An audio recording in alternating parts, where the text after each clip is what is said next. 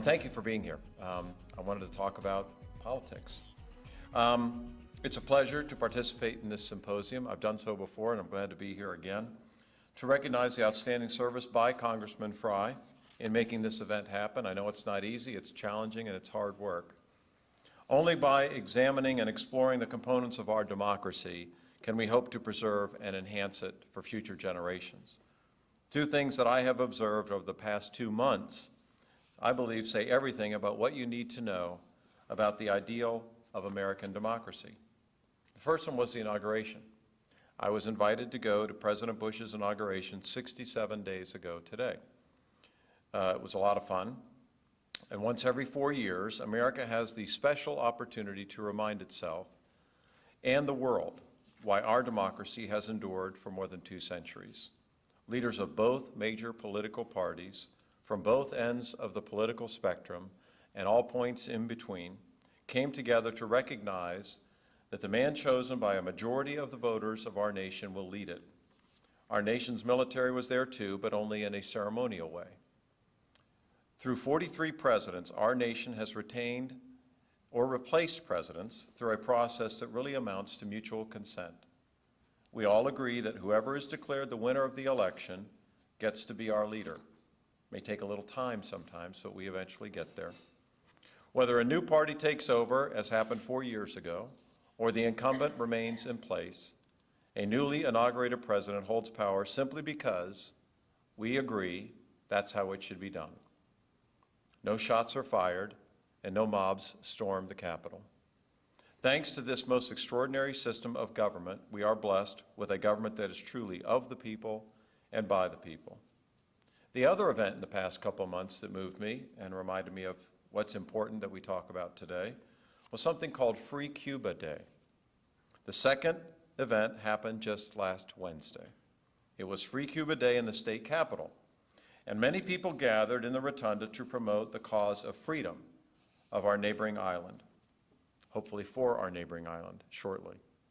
On display that day was a homemade sailboat that had actually been used to carry oppressed Cuban citizens to our shores. To tell you the truth, calling it a sailboat is probably giving it too much credit. In reality, it was a series of styrofoam blocks, like the ones used to cushion television sets or computers in packing boxes. The blocks were linked together and then connected in a makeshift sail.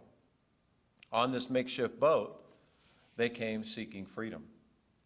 On a vessel not really worthy of a swimming pool, these people braved all kinds of weather and all kinds of risk through the Florida Straits to build a new life for themselves here in America. Why would someone give up everything they had and put their very lives in the hands of God in order to come here? The answer is simple: for democracy and, most importantly, for freedom. It is the same thing that motivated thousands of Iraqi citizens to put their lives at risk in order to be able to select their new leader. You remember the stories where they got the ink on their finger? They were told that if they voted, they would be decapitated, yet they did it in huge numbers anyway. It is what inspires pro-democracy movements in China, in Lebanon, and in Afghanistan. The desire for the American style of democracy is an amazingly powerful force. Truly, it is freedom that beckons. It tore down a wall in Berlin. It put factory workers in charge in Poland. And it led human beings to sail across the sea in a boat made of packing styrofoam. Whatever you do for the rest of your lives, you should never take the freedoms that we have for granted. But now the question being asked at this symposium is whether the impact of money on politics is undermining the very democracy, whether the elections, in fact, are for sale. Short answer is no. I don't believe that. I am not a cynic. The main reason I feel that way is rooted in the nature of democracy itself. Many people blame the post-Watergate era for changing democracy by making money the single most important factor in politics, but it is not. I believe the single most important change in the post-Watergate period is a dramatic increase in campaign finance disclosure, the transparency of it, if you will. The best thing we can do as a society is to place as much transparency as possible in the campaign finance system. Under Florida law, no individual or business may donate more than $500 to a candidate for state office. I believe this contribution limit ensures that democracy continues to work. A political candidate must get to know an awful lot of people to be able to raise the kind of money and support needed for a full-scale campaign. This is a good thing. In a representative democracy, elected officials cannot do their jobs properly if they don't know anything about the people they want to serve. Getting around and meeting all of those people ensures that you have the opportunity to get a sense of what's important to them. I believe in the innate wisdom of the electorate. If we give citizens access to information, I believe they will make the right decision far more often than not. Justice Louis Brandeis could not have been forecasting, or could have been rather, forecasting the era of campaign disclosure laws and the role of public when he said more than 90 years ago, "Sunshine is said to be the best of disinfectants, electric light the most efficient policeman." I believe that as long as the public remains part of the process of financing elections, by being able to see who gives and who receives, democracy will continue to flourish not only in America, but any other place that has that system. Thank you very much, and God bless America.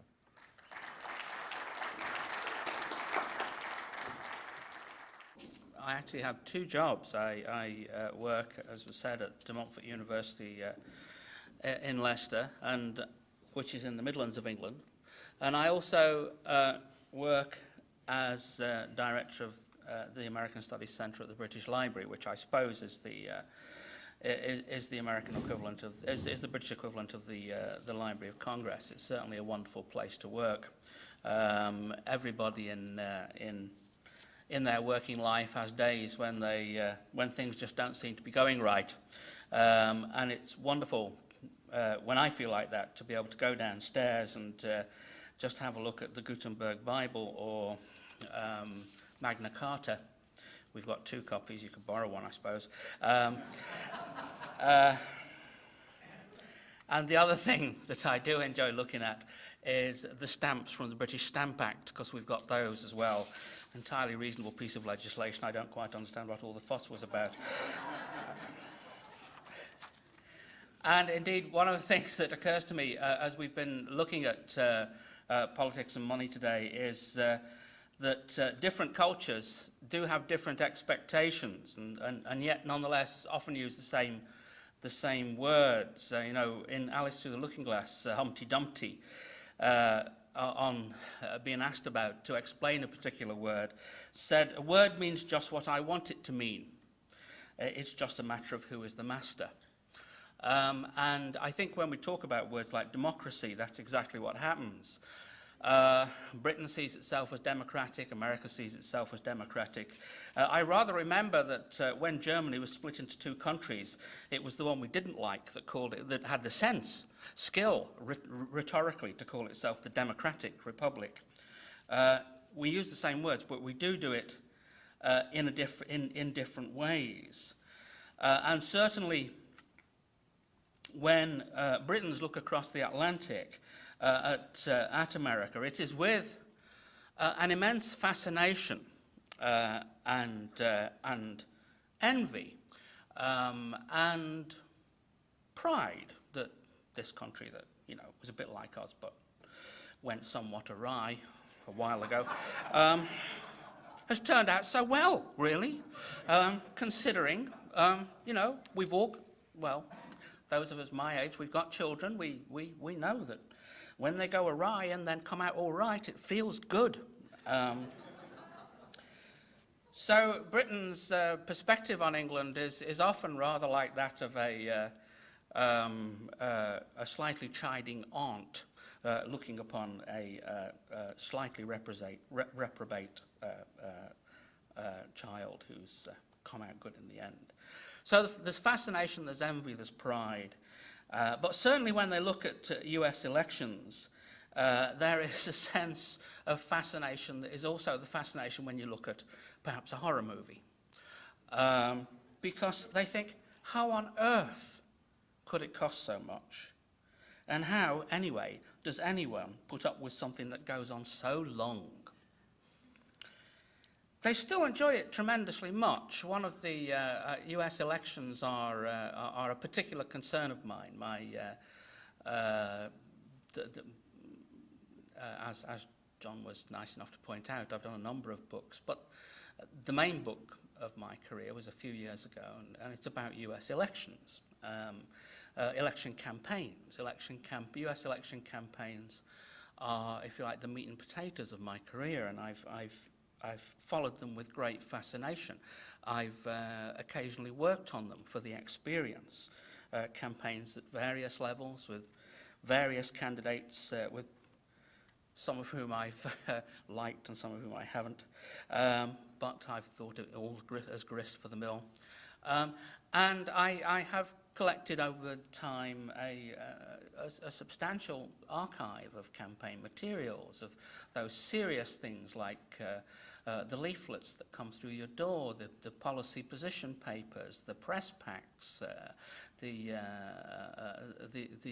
advertisements that come out on video and radio and now on CD and DVD.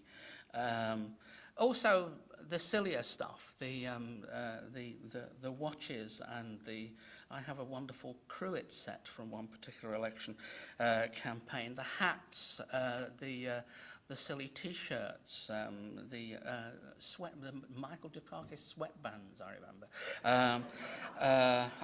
Why I remember them, I don't know. And all kinds of peculiar materials of this kind, and indeed this archive, which I've now, my wife got fed up of the fact that it filled up not just the garage and the loft and the spare bedroom, but was actually encroaching on a great deal of our bedroom, and so it's all gone now to Oxford University, where there's a centre for American Studies, one of a number. In the United Kingdom, and where it's used for research purposes, I'm very pleased to say, and I continue to collect for it, for this thing. So there's a tremendous fascination with it, but as I say, it's one that's also connected with a sense of, well, why is it like that? And of course, the sense that one often has when one looks at another culture, it's just that we don't do it like that here.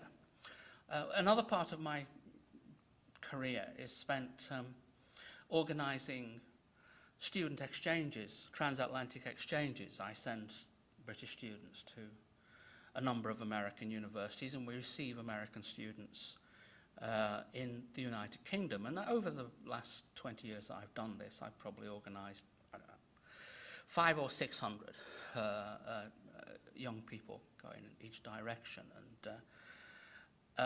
And the reactions of the vast majority of those students have been very positive. You always get a few who don't quite settle, who feel terribly homesick, and even who go through the whole experience without ever really giving the sense that they've noticed they're abroad at all. But most of them really do gain a great deal of experience from this, and not just new knowledge of the country that they're visiting, but also a new vision of their country back at home.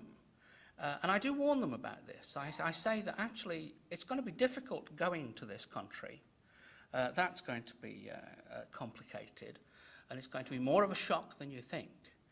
But it's going to be even more difficult to go home, because your experience is going to change your vision of your home so much that you're going to find that difficult to deal with. And that what this kind of, I think, personally, I was trying to sort this out with a student who was suffering re-entry problems recently. And one of the things I couldn't say to her was that it's going to get better, because it doesn't. I think that if you truly take part in this international exchange and learn from it, what it does is erect a lens between you, both your host country and your home country, which seems quite a good lens, but perhaps like the Hubble telescope, constantly throws things slightly out of focus. And you spend the rest of your life looking very hard through that lens, trying to bring things back into focus. It's an exquisite pain to live with. but it is one that makes life difficult. But one of the things I tell these students is that this, I hope, will happen to you and will therefore make you constantly to want to know more about your home country and your host country, constantly to try to analyze it. And the one thing that absolutely undermines your ability to do this is the time, and I say to them, it'll happen to you all, the time when something happens to you in your host country that irritates you, gets up your nose, doesn't go right, and your response is, we don't do it like this at home. The instant you feel yourself saying that, I say, shut up. Because of course we don't do it like this at home. That's why you're not at home. That's why you're away. So I feel slightly inhibited about moving on to talk about the comparison that Brits have between what they perceive in the United States and what they perceive in the United Kingdom. Because in the United Kingdom, as I say, things come out of a different cultural structure. And it's a cultural structure, for instance, that basically has no truck with for instance, the decision in Buckley versus Vallejo in 1976 in this country that there can be no limit on campaign expenditure. In the United Kingdom, there is a limit on campaign expenditure. In the United Kingdom, the sense is that you have to create a level playing field, and you do this by limiting overall expenditure. And the kinds of things that happen in the United Kingdom, I can go into detail if anybody wants to in the question period, but I would hesitate to load all this on you as a lecture. But for example, in my home constituency, which is called Leicester South. They're much smaller than congressional constituencies. Generally, they will have a population of around 70 to 80,000 rather than 600,000. But nonetheless, my home constituency, even with that small registered population of voters, that's registered voters, not the total population. So I suppose the total population would be near 100. The total campaign expenditure by the 6 candidates who stood for Parliament in that election was £19,609.10, which amounts to about $35,000. Now that's the complete campaign expenditure for all the candidates for the seat. It's a very different picture to the one that we see in the United States. In the United Kingdom, the competition is seen as one between political parties. And I'm sure you've heard of the 2 major political parties, the Labour Party and the Conservative Party. But it is also true that there are a number of active political parties. In the last election that we had was in 2001, and there'll be another one shortly. I'll get onto that in a second. But in that last election, we ended up with, I'll just count them, 2, 4, 6, 8, 9 political parties gaining seats in the national parliament. So it is a multi-party system, even though there are a couple of dominant ones, in a way that the United States is not a multi-party system. And the party is seen as the main driving force for representation. So the campaign finance limits are based on predominantly on political party membership and political party representation. Voters perceive the election as between political parties. We don't have, for instance, a separate election as you have for president. Our elections are local. For constituencies, the constituency parties decide who their leaders are. And obviously, the nature of leadership very much impacts on the way people vote, but nonetheless it is again brought through this lens of the party. In 2001, a total of 3,319 candidates stood in the 659 constituencies. Yet the total expenditure on the campaign of all the political parties spending their money, all of the 3,319 candidates spending their money. By the way, there are 80 political parties taking part. All those candidates and the lobby groups who were registered to take part in electioneering activities, their total spending was just under $40 million, or about 75 million, just under 40 million pounds rather, or about $75 million. In terms of expenditure per person in the population, the $4 billion that was spent in the last American election amounts to about $134 per person.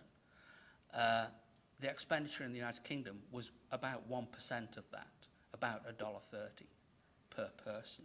So it's a very, very different structure that comes out of it. Nonetheless, it's a structure that both countries quite happily see as democratic. And so in the end, I think, rather than as a foreigner passing any judgment on this, all one can say is, well, these are two visions, and it's up to you. Thank you very much. Both of us are kind of pinch hitting tonight to fill in a bit of time, because you notice the general left a bit early. But I want to congratulate him for the work that he has done in Florida with respect to conservation. I work for Ducks Unlimited Canada, and there's a sister organization in America called Ducks Unlimited Inc. And he was telling me before we started that it's a great organization. I congratulate him for protecting some of the wetlands of Florida. He also kind of gave us a focus on freedom tonight. And rather than get into a lot of details about the Canadian electoral system, which is very similar to Great Britain, I'm going to just touch on a couple of general things, and maybe we'll have a chance to talk about other issues during the questions. In Canada, March Madness is when the snow begins to melt, when the geese return, and when we all come out of hibernation, mad at winter. And it's a little different down here these days. But Canada is a country, it's the second largest country in the world. There are 32 million people, 10 provinces, 3 territories, 5 time zones, 15,000 miles of coastline. We have a small navy, a small air force, and a small army, and a minority government with no federal deficit. Rather unique in the Western world. But it's also been said about Canada that it's a country that's bounded on the north by diamonds, on the east by history, on the west by mountains, and on the south by friends. Lou Frey and his wife Marnie have become very good friends of mine. And Lou, as you all know, is a man who has a very powerful belief in democracy and the democratic process and the rule of law that we heard about today from most of our speakers. And I admire him very much, and I thank him for the opportunity to share a few thoughts with you from your northern neighbor. Now, Senator Nelson told a few campaign stories, and I want to share one with you, and those of you who have been in public office will relate to this, and those of you who may someday run for public office may relate to this. I was campaigning one day, and Senator Nelson told some stories about standing on street corners and going door to door, and I was thinking in the audience this afternoon of an incident that happened to me once when I was campaigning. I knocked on the door, it was the summertime, and this chap came to the door, and all he had on was a pair of shorts, and he actually had difficulty walking towards the door, and I said, oh, this is going to be good. And he opened the door, and as soon as he did, I could smell marijuana and or alcohol, and I thought, oh, I better get out of here quickly. I handed him my brochure, And of course, your picture's on the front cover because recognition is all important. And I said, hi, I'm Barry Turner. I'm running in the election. I'd like to get your support. And he just looked at me with these glazed eyes, and he was sort of swaggering back and forth. And he looked at the brochure, and he went like this a little bit, like the typical intoxicated person would do. And he looked back at me, and he said, hey, that's you! I said, yeah, this is me, and I would like to get your vote in the election. He says, well, you came to my house, I'll give you my vote. And that's what politics is all about. Lou Frey knows that. It's remarkably simple. It's just dealing with people. We heard that this morning. What was the gentleman's name, the congressman from Florida? Davies? Jim Davies. He said, it's just all about you. And he's right. It's also about money. And if you don't have any money, you're not going to get elected. In my country, it's extremely restrictive. Very similar to what happens in the United Kingdom. And we passed new legislation. I'm going to get into more details on this tomorrow morning because Phil and I are also speaking in the morning, and we're going to give more details about how our elections in Canada are funded. We have very strict limitations, and they're very strictly enforced. In fact, if you are running for a nomination, that is like a primary process, to get elected to represent the party in your constituency or your district, if you must have a financial manager who is an accredited accountant, and if you're going to spend or generate more than 10,000 Canadian dollars, 8,000 US in revenue, you must submit an audit of your campaign organization, whether you win or lose.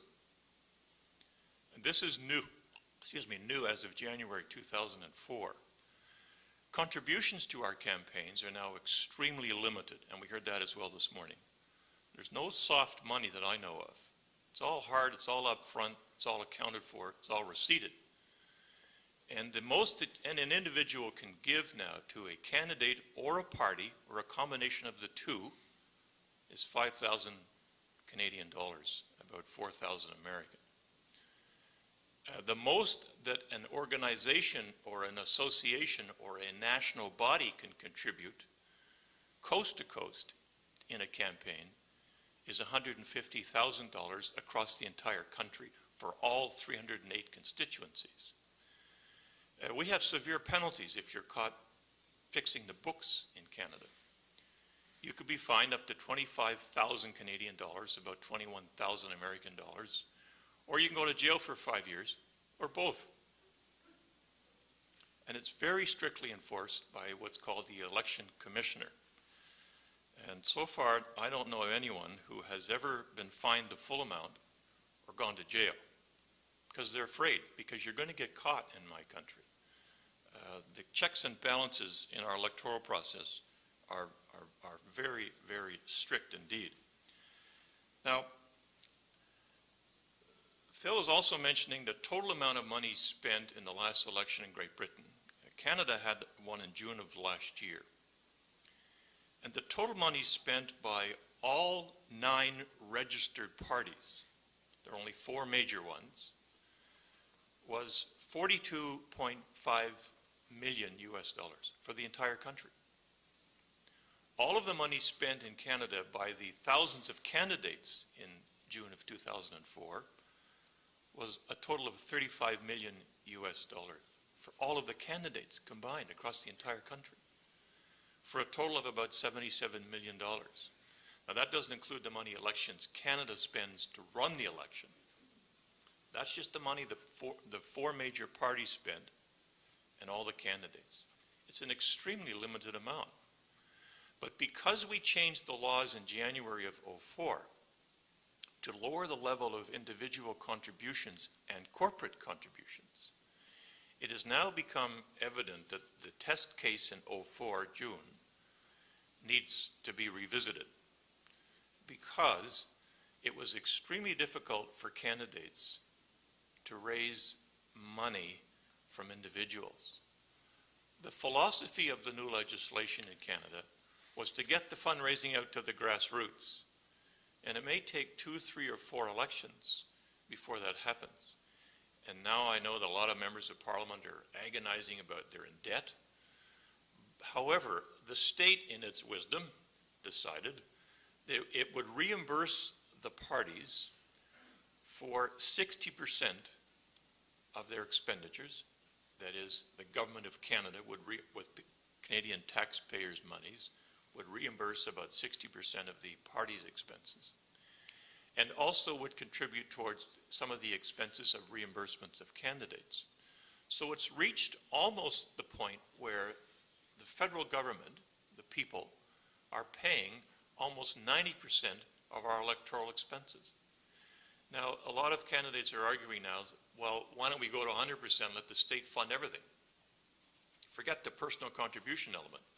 Well, that's not good politics, because you need people to get involved, and one of the ways they get involved is to contribute financially. But we are in a mode now, or a mindset in Canada of saying, well, you know, we're very socialistic in Canada and a little bit in Great Britain, not so much in America, but we're going to revisit that one, as I think there's a lot of thought going on the Feingold and McCain issue in America with respect to the soft money issue. Attorney General Crist talked about freedom, and when he mentioned the people in Iraq who voted overwhelmingly and courageously just a few months ago, he talked about their finger being dipped in ink to show that they'd voted, so that they wouldn't go to another station and vote again. In 1992, I observed the election in Peru with the Organization of American States. I was the only Canadian official observing the election. And some of you may know the history of Peru was somewhat violent in the 80s and early 90s with the Sendero Luminoso, or the Shining Path. And they were ruthless, and they didn't support the government of Fujimoto, or was that Fujimori, I'm sorry.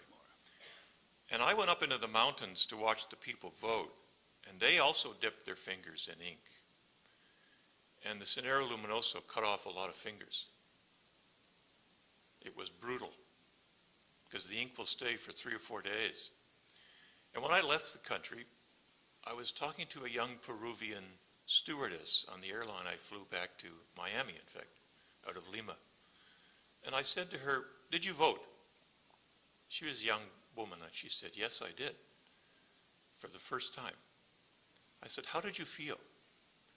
She said, "I'll never forget this." She said, 1, I felt free, and 2, I realized that you can't give too much freedom to a child. This is our new democracy in Peru, and the trick will be for us to do it the second time, not just the first time. And as General Crist spoke about freedom that we take for granted, we have to do everything in our collective powers, whether it be Great Britain, whether it be Australia, whether it be Canada, whether it be the United States of America, to see that the people of Iraq do it for the second time. And that will stabilize democracy in that part of the world, and I believe change the Middle East forever.